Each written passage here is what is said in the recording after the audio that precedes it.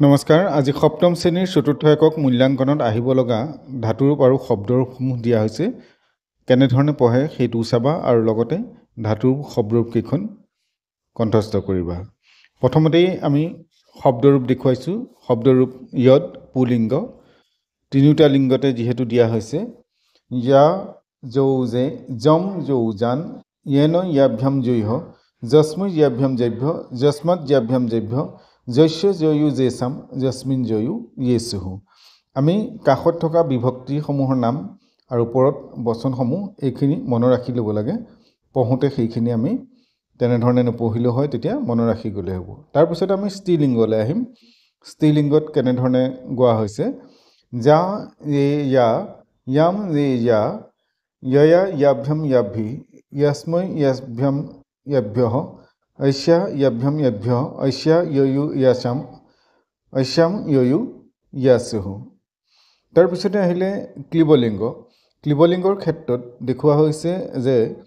পুলিংগৰ সৈতে একেই হয় কেৱল প্ৰথম বিভক্তি আৰু দ্বিতীয় বিভক্তিত ৰূপটো অকণমান বেলেগ হৈছে তাৰ বাকীখিনি ৰূপ পুলিংগ শব্দৰ সৈতে একেই হ'ব ওপৰত একবচন দ্বিবচন আৰু বহুবচন থাকিবই এতিয়া ক্লিবলিংগখন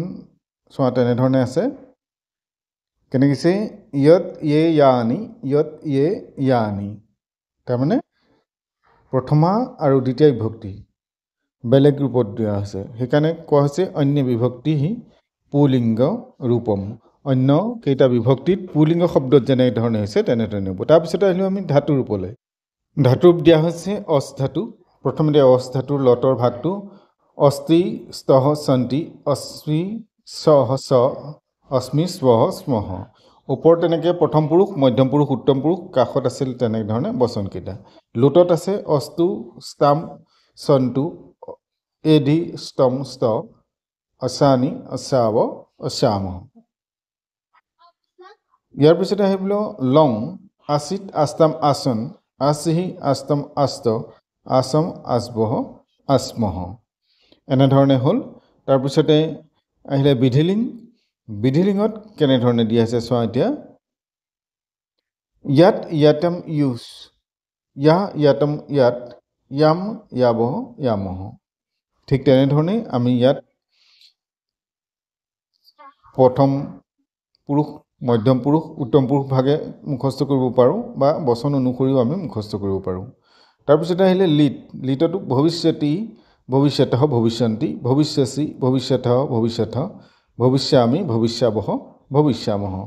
ইয়াতো ঠিক একেধৰণে লতৰ সৈতে প্ৰায় একেই হয় গতিকে লতৰ নিচিনাকৈ আমি তৃতীয় চন্তি ইয়াতে গাব পাৰোঁ নমো নমঃ চেনেলটোত যদি নতুন এবাৰ ছাবস্ক্ৰাইব কৰি বেল আইকনটো প্ৰেছ কৰিবা